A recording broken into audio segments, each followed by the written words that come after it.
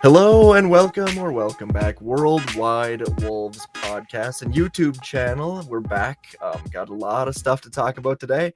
Christmas schedule just released, and then we're going to go over some continuity stuff and just get into all sorts of fun stuff. But Worldwide Wolves, I'm coming to you from Pittsburgh. My guy over there, Jake, painting. Where are you coming to us from?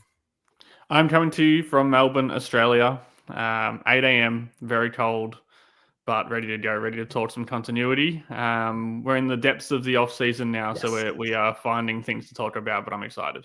Yes, it's gonna be good. And 6 p.m. here, very hot, so opposites, and it's good. It's gonna be a lot of fun. It's really interesting. But what I want to get into first is the Christmas Day schedule that just released a little bit ago. We've got NBA Christmas Day on ABC and ESPN. It'll be Cavaliers at Knicks, Spurs at Thunder, Rockets, Lakers, Mavericks, Warriors, and of course, Timberwolves at Nuggets. And before we even discuss that, I guess I want to ask you what's Christmas Day like when they're playing? And is it on the same day for you? No, right? No, it isn't. It's the next day. Right. So Boxing Day. Is Boxing Day a thing in America? I don't know what that means. Maybe Well, I'm just dumb. I don't no, know. I think it might be maybe a Southern Hemisphere thing. So yeah, Boxing Day is just, I don't know why it's called that. It's the day after Christmas. What do you guys do? Box? Nothing. No, I don't understand. I don't know what boxing Oh, is, okay. how boxing's relevant in that. It is like a Black Friday shopping. It's similar to that. Everything's very cheap in the shops. People flock to shopping precincts, and go crazy in the stores. So it's the 26th of December, obviously.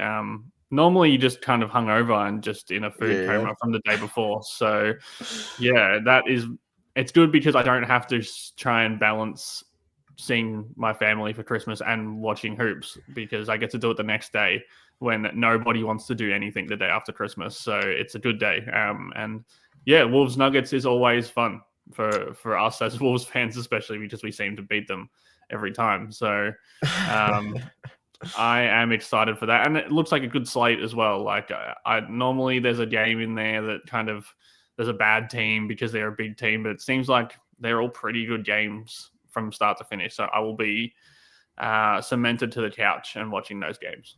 Yeah, I wish I think the Wolves should be at home. They're not, but they should be. They literally beat Denver every time. And weren't they just on the road last Christmas in Denver too? What's it Yeah. take? I mean, I guess I shouldn't be complaining as a Wolves fan. We're finally getting some games on some national holidays and stuff, but and they didn't get opening night this time around. I think I'm okay with that though. Yeah, I think the Wolves played the Lakers last season on opening night, and they got waxed. So yeah.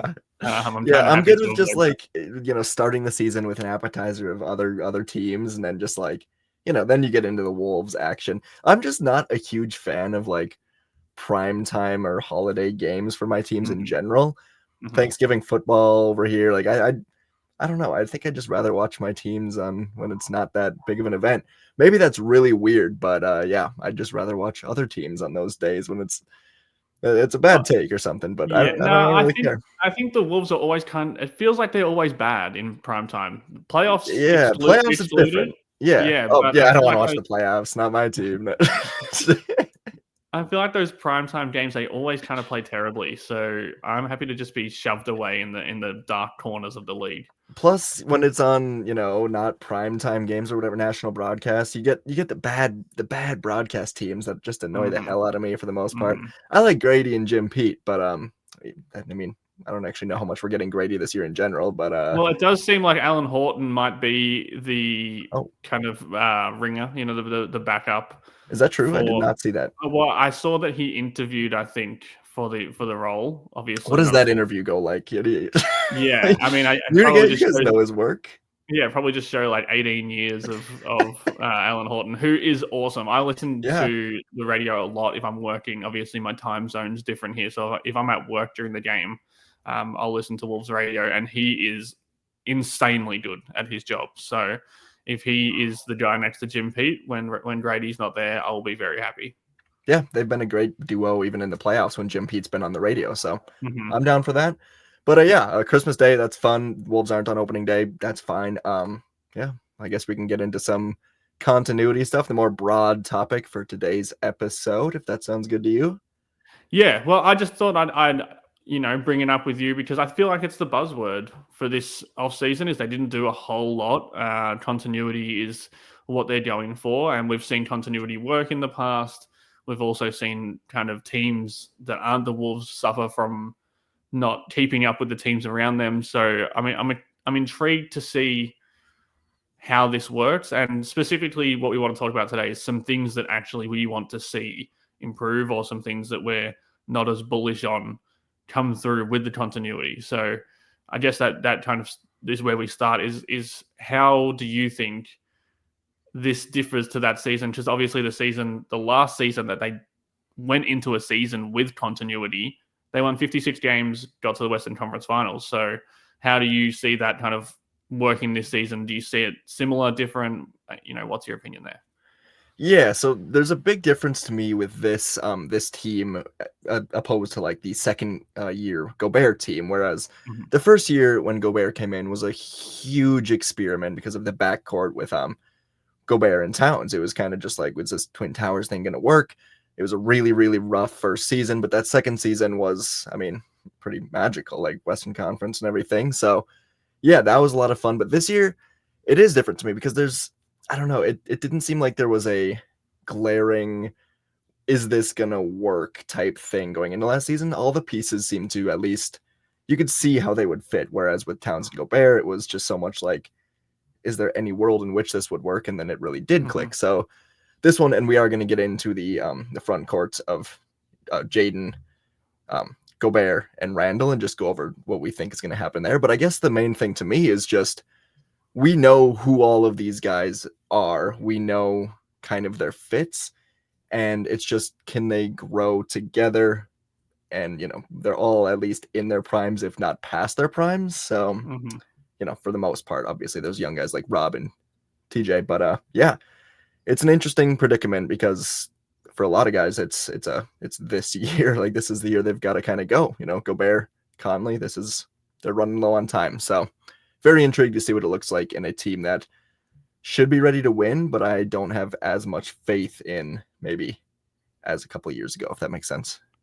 Yeah. I think, like you said, we're removed from that team because there isn't really a lot more potential to hit with at least two of the starters. I would say that's the biggest difference, is that Gobert, I don't think, has fallen off a cliff, but he's you're clearly... You're not thinking he's going to like dramatically improve anymore, right? Yeah, like with that second team, you could see so many areas where he could continue to grow with the Wolves. And he did, and that was the biggest thing. Exactly. That he went from like, is Rudy Gobert even a player who should be on this roster, to Defensive Player of the Year again. So that was the main improvement, and then everything started to fit around that a little bit better. Obviously, I think Cat worked really hard to be a player that fit alongside Gobert, whereas I don't see Randall as a player who I guess is doing that, not in a bad way. It just seems that Cat kind of went out of his way to be Gobert's partner in crime, whereas Randall is just, and maybe justifiably, Gobert needs to do the same to kind of fit around Randall now. So, and then you've got Conley, who I think has fallen off a cliff, or at least is kind of teetering on the edge of the cliff. So, whereas that season he was awesome, exactly the point guard that Minnesota needed in that first Western Conference Finals run. So, if two of your five starters you feel like are a little bit iffy in what they can provide, and I guess the consistency in their body, the consistency in just being an older player, how does that work? We obviously don't have the answers, but I guess I'm that's what I'm wondering, because the key to that first Western Conference Finals team, and the reason why continuity seems so good, is that they started out the season awesome. Like, they were 22-6 in the middle of December. And that's what was so bad about this. I get it's not so bad, but that was what was bad about last season's team, was that they were like 500 for ages. So, I guess, do you get that continuity bump if you are managing older players? I mean, that's the question, and they seem to be confident that the answer is at least close to yes, or that maybe the young guys are going to be better than expected. But at least from what we know about Chris Finch, I'd lean more on he has faith in these older guys to, have one more season in them at least. And the point guard position to me, above all, is the most interesting because it's a wild card on both ends. Starter, backup with Rob and Mike, completely opposite ends of the age spectrum, and different players and just different styles. And I mean, if Mike Conley is completely over the edge, like some of the numbers may show, and like we saw for a lot of last year, are they able to just sub in this 20, is he 21 yet? 20-year-old point guard? Yeah. And, maybe not even. So, yeah, Yeah. I mean, that's the big question for me. And it's one we've talked about a ton because it really is the most intriguing thing. And continuity should, it should include the development and the growth of Rob Dillingham. But like I mentioned, I think year 4 is when we start to really see a type of point guard that can, compete for starting minutes on a genuine like top 4 playoff team. So yeah, it's such a weird fit with this roster. And I said I'm less optimistic about this team than I was about the one 2 years ago. I guess I don't remember how I felt about that second year Gobert team before the season, but the way I feel about this team is just it's I see a ceiling here that I didn't see maybe in the past, and maybe they can exceed it. But like we mentioned, the age for these guys it's a sticking point. But then on the other end, we can maybe get a little more positive with the age thing. I mean, Julius Randle's still early 30s. Anthony Edwards, we talked about this in our latest episode, put it up a couple days ago, is emerging into his MVP prime. So again, while a couple players might go down, hopefully we can see those guys go up. And we've talked about Randle a lot, but can he maintain what he was for the last, after he came back from injury last season and then into the playoffs? Is he going to revert to what he was at the beginning of the year? I would not bet on that. I'd bet somewhere in the middle, but the Wolves might need him to be the player that he was for the, last half of the season after coming back from injury. And we'll see if we get that. Yeah. I think there's 2 parts where I'm, I guess, intrigued to see where they can get that continuity bump. And it's similar to that first season when they had the continuity. Is the best my best prediction ever was that I said that the Wolves would be the number 1 defense that season. I thought that, if Gobert got back to anywhere near his best, I thought they were the kind of team who could be the best defense in the league. And that was what made them really good. Like, they weren't a good offensive team that season. Even throughout the playoffs, they just kept winning games. They made games kind of dirty and grimy, and they just eked out wins. So that is where I guess I'm wondering, can they do that without the 2 big lineup? I know Randall is a big, but he's not like a center playing as a power forward.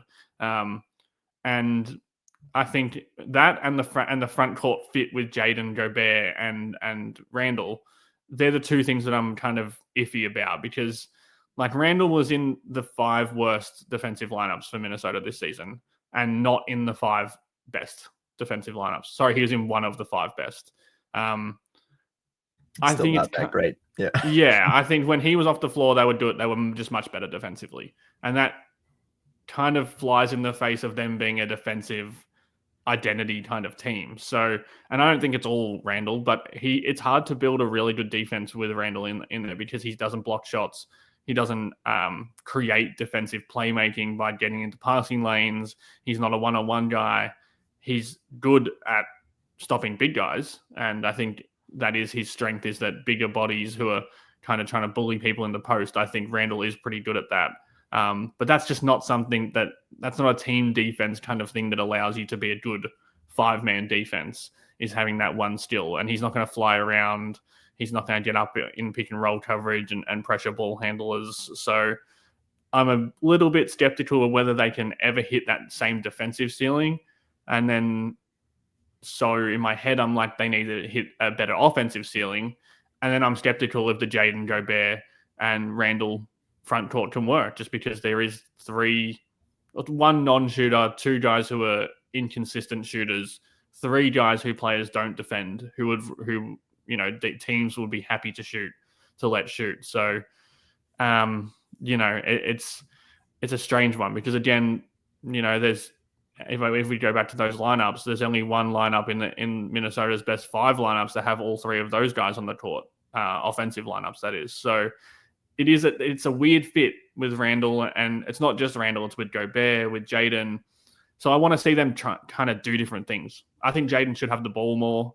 to keep him out of the corners. I think, Randall should have the ball more in pick and roll to keep him out of the corners. I just think that you need to they need to tinker with some things though, so that it's not always Ant having the ball with three guys who teams are happy to shoot. Let me ask you, this is a player we've touched on a little bit, but I think we need to talk about more, just Donte DiVincenzo. Do you see any world in which he starts over Conley? Yeah. I don't think it's something we've given enough attention to, honestly. I think I almost expect that. I think Conley will start the season. I'd be pretty stunned, I think, if that didn't happen. But I think if things are going wrong, if Conley does look washed, I could see that happening. Like I've said before, and I don't want to get into it, but I think Ant is the point guard on this team. So I think I'm not as worried about Donte playing the point guard, because I don't want him playing the point guard either. Like a lot of people don't. But I think if Ant's on the court with him, I think it can work. I think they're going to be better defensively, and I think that you can you get that shooting in there.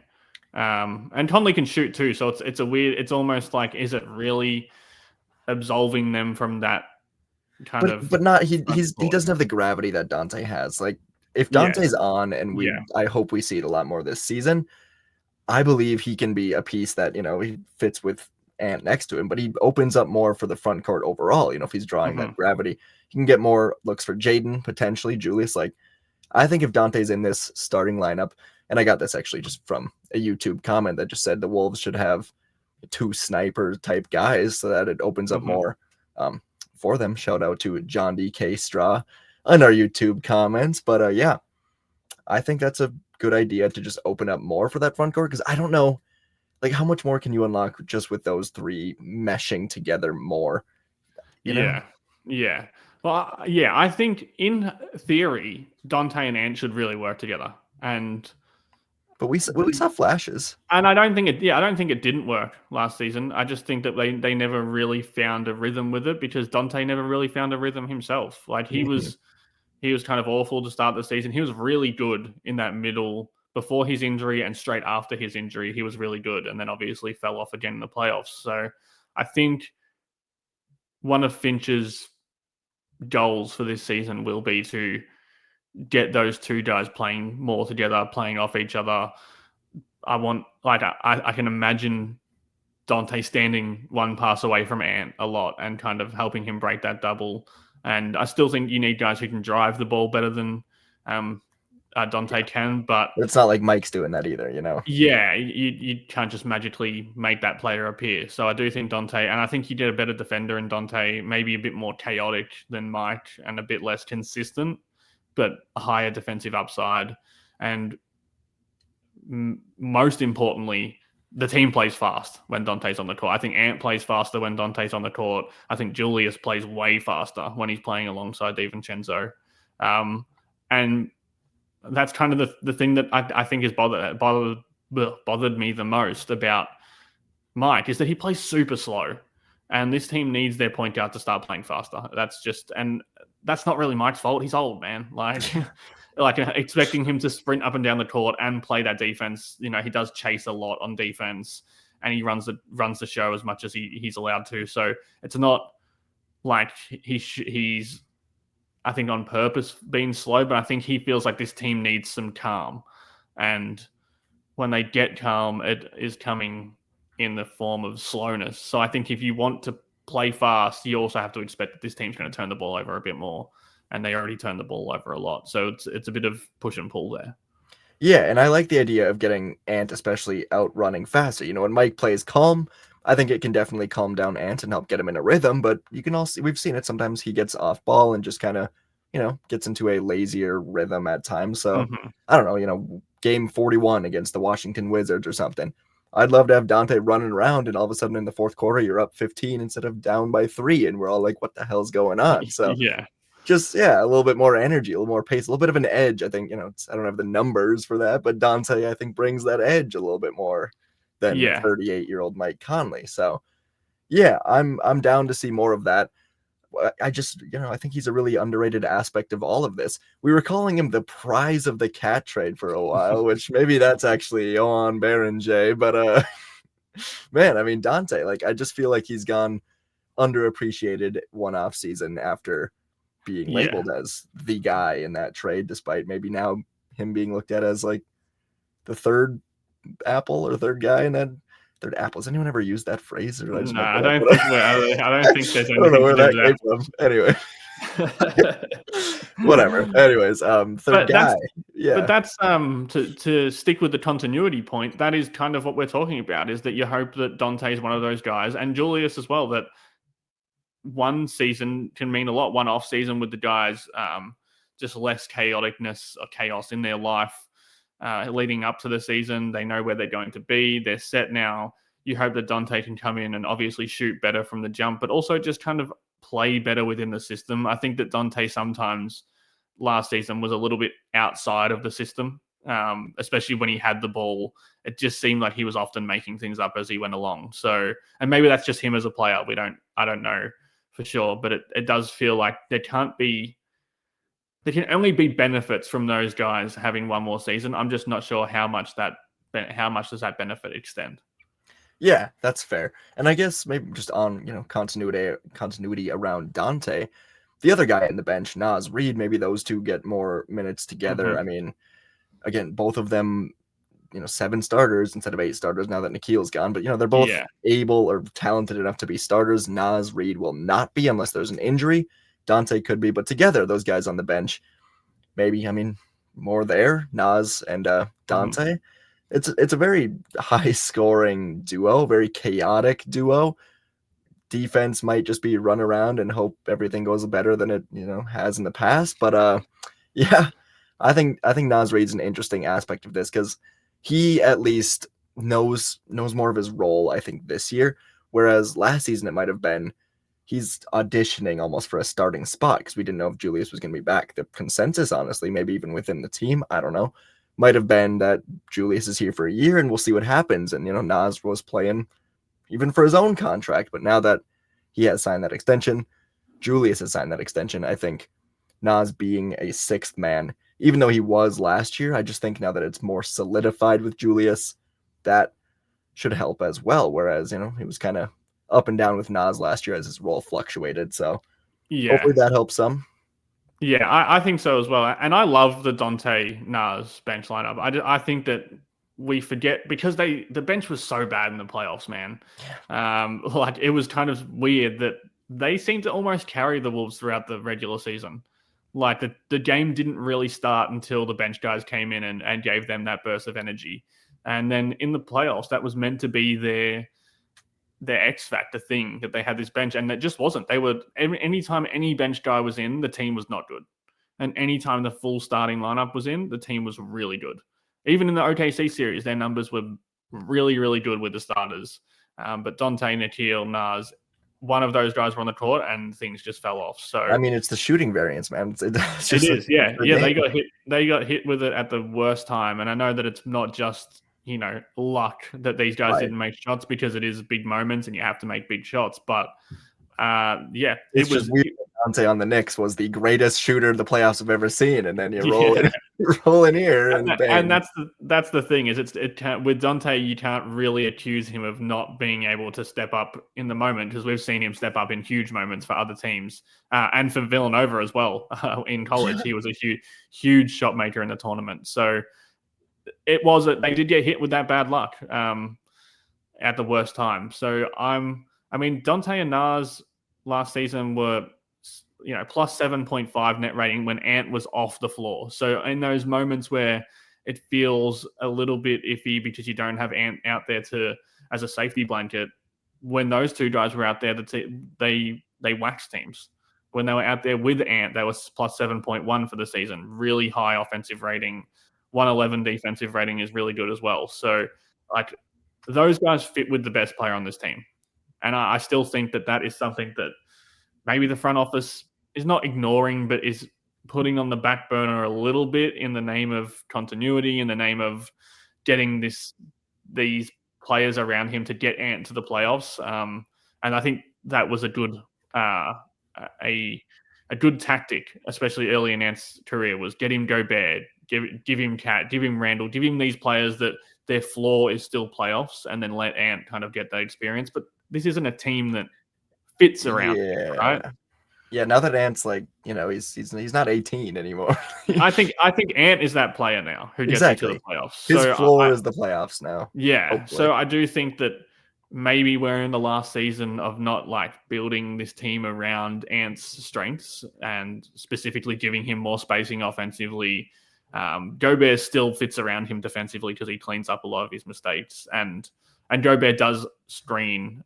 I mean, I think last episode I was saying that I watched a ton of games from the season on that Ant video that I did, and I was once again kind of stunned by how many screen assists Gobert gives to Ant, especially for those pull-up threes. Like, there's not a lot of players in the league who are giving him that much space off a screen. But to wheel this back to Reed and DiVincenzo, they're two guys that kind of fit both spacing-wise, pace. They make Ant play faster. Ant wants to give them the ball, which I think is an important thing. He trusts them to do something with it. So I want to see a bit more of those guys next season, I think. I know that's probably not the consensus on Donte, because he did leave a sour taste in our mouths from the playoffs, but I think I'm kind of willing not to give him a mulligan, but to see what happens next season, to see if we can get a better DiVincenzo. It's not like they've got other options to like jump ahead of him though, like Jalen Clark's not that scoring punch. I mean, TJ Shannon could be. We just got to see it.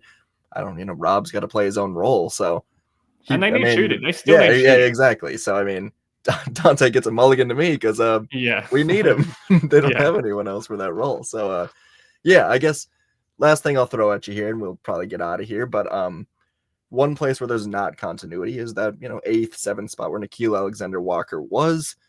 We talked about this a bit before, but just to get a little bit more into it, it's the really one place where things are changing. How do you anticipate that spot is filled to start the season? I think I'm with the consensus, which would be TJ Shannon gets a chunk of those minutes. I don't think he's going to get Nickeil's 25 minutes. And then I don't Not think right away, at least. No. And then I don't think Conley is going to get, because the weird thing about Noor was that he played two roles at the same time. Like, he was their backup point guard and he was their backup too. And he played both of them. And that's what made him such an awesome player, is that you didn't really feel the shift between those two positions. And he played them at the same time. Like, defensively, he would run around on point guards or he would run around on wings.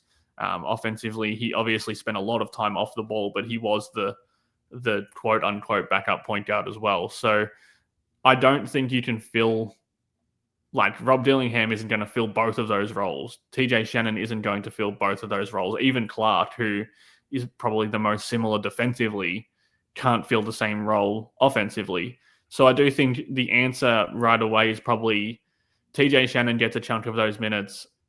Mike's minutes go down a little bit as well. And then Dillingham gets the leftover between the rest of the minutes that Shannon's not getting, and then Mike's minutes, which might be 10 to 12 minutes a game. And then I think you just go from there. If those young guys aren't working out, maybe it is Donte that needs to get a bump in his minutes. Maybe, Ant is playing a different kind of role. Maybe Jaden's playing a different kind of role. I do think this team has a lot of versatility, and that's going to help them replace Nickeil, because even if the guys we think are going to get those minutes don't work, you can shift other guys who are already playing into different roles, and I think it would still be okay. Yeah, I'm with you. Just kind of, for sure, TJ Shannon, a little bit of Clark, but just see what happens, see what fits.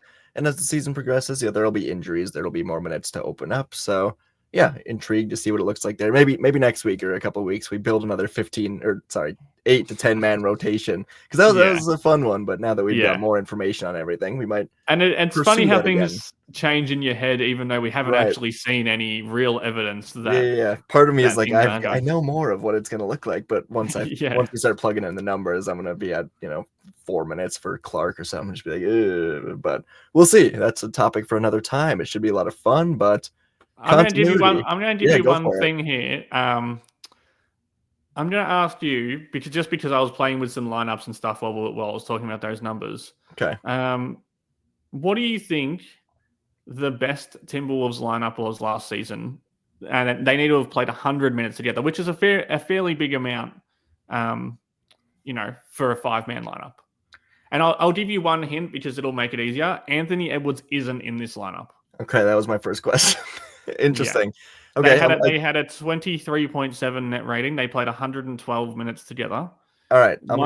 So listing names if they're in there, you let me know. Yeah. I'm going to give you. I'll give you 8 play. You name me 8. Yeah. I'll give you 3 strikes. I guess. Baseball rules. Jaden McDaniels. Strike. He's not in there. No.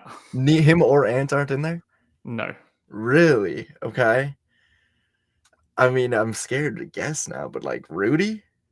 Yes. Okay, that makes sense. So Rudy at the 5. Right. Mr. Consistent. Rudy at the 5. Let's go Nas. Yes. Nas at the 4. Interesting. Got the all right, front court. Who's at the 3 here? Who's at the 2? We're playing smaller. Well, is it Nikhil? It is Nikhil at the 3. Gotcha. So he's the 3. Interesting. Mm-hmm. Okay. I would say he's the 3 in that lineup. Well, at least defensively would be the 3. Is it? Well, it's the point guard is weird because it's not Rob. No, it's not Rob. No. It's who you would expect. It's Mike Conley? It's Mike Conley. Really? Okay. I mean, I guess that makes sense. Him and Rudy still ever consistent, but I got one more player. So we've got Mike, Blank, Nikhil, Nas, Gobert. Okay. Man, Donte was inconsistent, but I also am looking at TJ. But did TJ play enough? Those are the 2. Is it? I don't think TJ played enough. Okay, it was gonna be my first guess if he'd played enough, just because he was fun. But is it Donte? Yeah. So Mike, this is Mike, weird, Donte, man. Nikhil, Nas, Gobert had a 24 net rating. Under 100. Did they play 112, which is not small for a 5-man lineup. I feel like.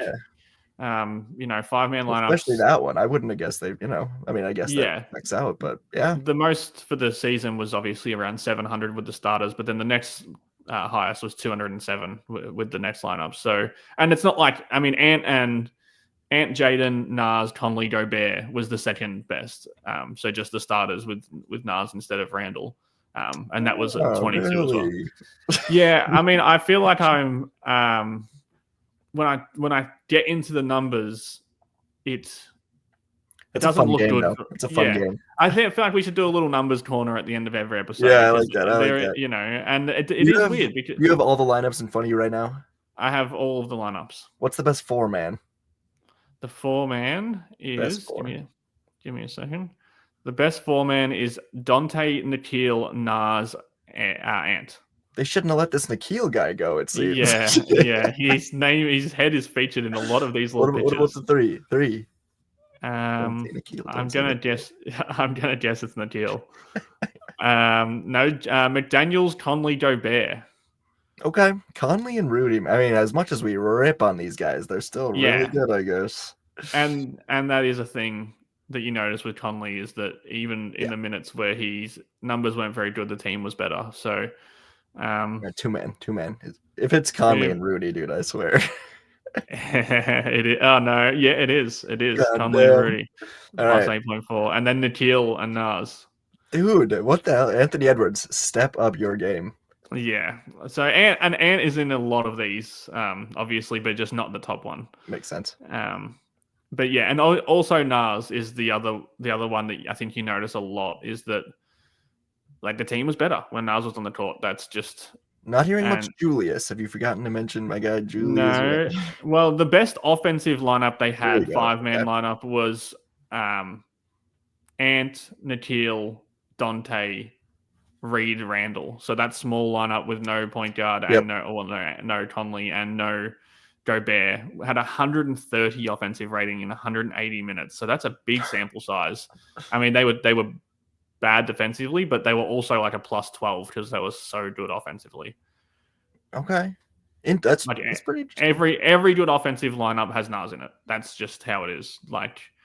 Their best 4 and then 4 of their best 6. If Nas is on the court, they are really good offensively, which makes sense. And that's why they need to find. That's That's why they paid him a lot of money. Yeah, and that's why they need to find minutes with him where he doesn't have to do so much defensively, I guess, as a big man. And just he needs to be better defensively as well. So true. That was a random detour, but I like think that. That was fun. Yeah, I do think we're in the depths of the off season, like I said. So we're looking for content. Yeah, I got every name there, but every one I was filled with zero confidence because it just kept getting a little weirder with everything. Yeah, well, that's the thing is I don't know how much stock we can actually put into that. And especially with Natil gone, he's in 2 of their best 3. Yeah, actually, he's in. Hold on, this is weird. So 1, 2, 3, 4. He's in 4 of their best 5 lineups from last season. TJ Shannon, big shoes. Yeah, I don't know if he actually qualifies for any, but I don't think his. I'd be to like qualify at his exact minute. I wonder, how good those lineups were. Yeah, check it on. Yeah, Jake, look that up for us real quick. Just look that up for us. Just kidding. What am I looking up? Look up the exact TJ Shannon minutes, 5-man lineups. Just sort exactly with his minutes played. Just kidding. You don't have to do all that. Yeah, I don't know if I'm actually even allows me to because he played so few minutes. Thanks, Finch. Yeah, his highest lineup was 28 minutes, oh my God, it was a -15. All right, we're gonna end the show here. Cut the tape. Every take I have is wrong. All right. No, this was fun. I'm glad we got 36 minutes here. It's pretty good. We had a nice talk. It was good stuff. Any parting words of wisdom or anything before we get out of here? No, I just want the season to start. I've had my break. Did you even?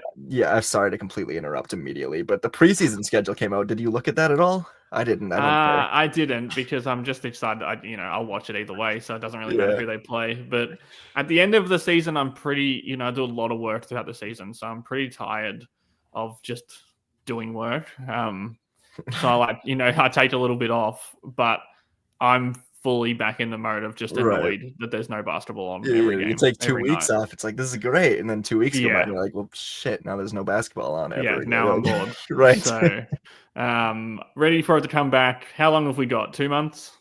I don't really. It's August 8th. I think start of October is the start of the preseason. So, yeah. We got a while. Football season, less than a month. Who's ready? Who's excited? Twins are on tonight. Gonna be watching that. I mean, come on, Jake. We're filled with great action. Well, I don't know anything about those 2 sports, but I do know that something happened with the Twins, and they traded their toxic leader. They traded their give me a Wolves. Give me a Wolves comparison on what happened with the Twins for the uninitiated. Okay, all right. Let's say Anthony Edwards. It would have to have been his rookie year because they don't have a guy on Anthony Edwards' level. Mm-hmm. Close. They don't have a building block like that. But you were hoping this player was Anthony Edwards in the future. No, this guy was like 32, and I didn't. It's really hard. They traded 11 of their 25 guys. 26, 28, 26, 26 guys. So it'd be like if the Wolves traded like 7 players. Yeah, it'd have to be about half, a little bit less than half of your 15-man roster. You know what? They kind of did this, like when they brought in like everyone in that stupid ass press conference with like D'Lo and James Johnson and like. Yeah, I do remember that. I was in a drawing class in college when that was happening. But everyone's angry about this. Is that what you're telling me? Then, kinda. At first, it was. I mean, there's different ways to look at it. One side of the coin is that the baseball financial setup is horrific because it's purely player spending is out of the owner's pockets. There's not a salary cap. Horrible. But basically they trade them away because they just don't want to spend money on the players anymore. But now they're playing a lot of fun young players, so I'm having fun and I'm watching more than I have all year. So it would be like if Rob and TJ and Jalen Clark were starting at the last season when we were all angry and we said, this team sucks. Start the young guys. That's what they did. And then they came in and you were like, oh, they're not actually that good. Yeah, they kind of suck. Yeah. I was thinking about it, like, how could I even turn this into a Wolves-centric episode? But it's just so impossible, basically, to even pursue. But yeah, love my Twins. So I guess what we are doing is being grateful at how well run the Timberwolves are. Even if we have our small complaints, this is a team that we haven't had to worry about any drama for years now. Go fill out your Alex Rodriguez survey that they just put out on Twitter, everybody. Yep, tell them to hire Howes and Grouse. because I Tell them to am. hire worldwide wolves, Yeah, you jerk. I am destitute.